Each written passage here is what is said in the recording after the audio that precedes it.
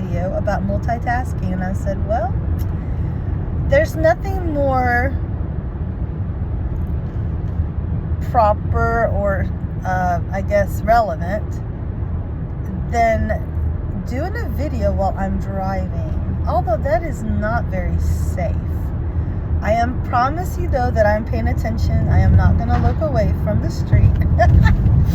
And it's probably going to be shaky, and I don't even know if I'm on the screen, but I'll look at it when I'm done.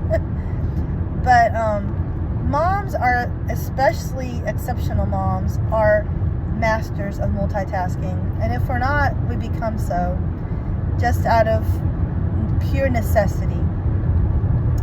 But what if you have ADHD? What if you are a parent that has that deficit?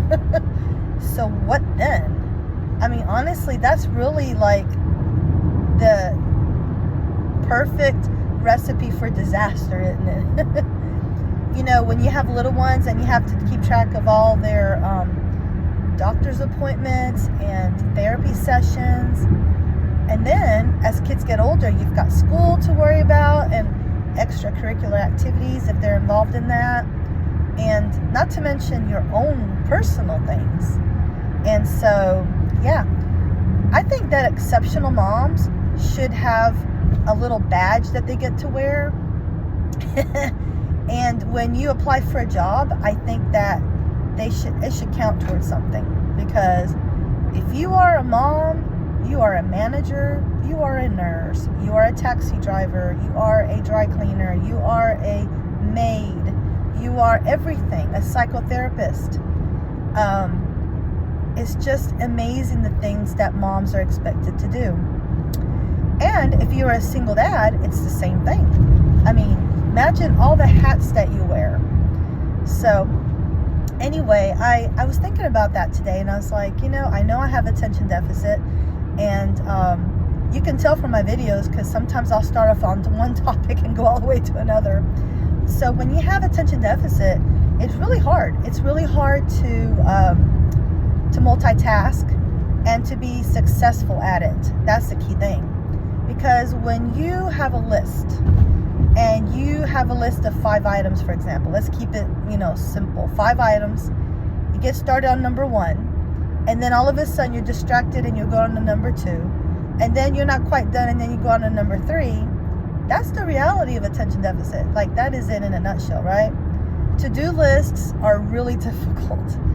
So I have kind of trained myself to finish what I start, because otherwise I'll never finish anything. I would have 100 different things on my to-do list, and none of them would be done. That's just the way the mind of an ADHD person works.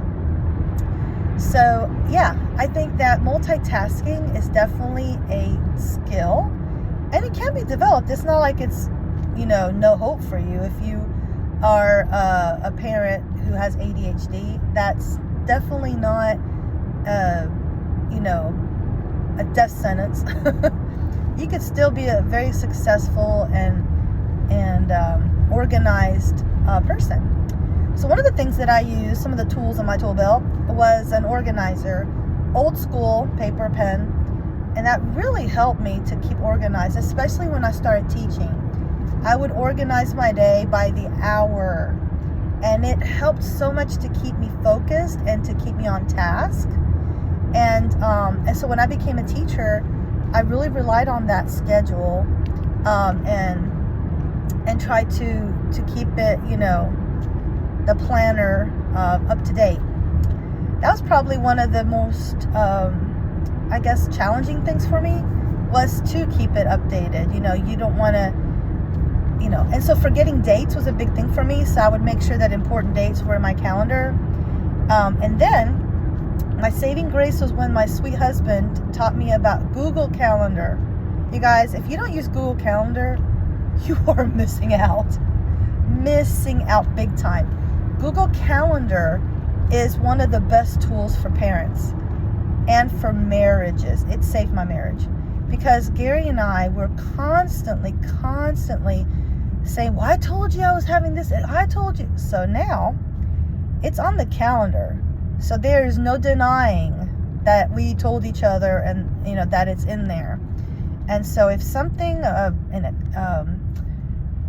anything at all that's going on is going to be on that calendar, whether it's an appointment, whether we have to be somewhere.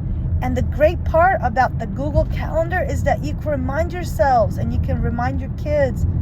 And so it's a win-win. And he can access it on his phone. I access it on mine. So anyway, those are just my little thoughts as I'm driving. And I'm going to a service project, and I'll talk about that later in another post. It's an amazing organization, and I can't wait to tell you all about it. As always, good luck on your journey, and I look forward to talking to y'all soon. Bye.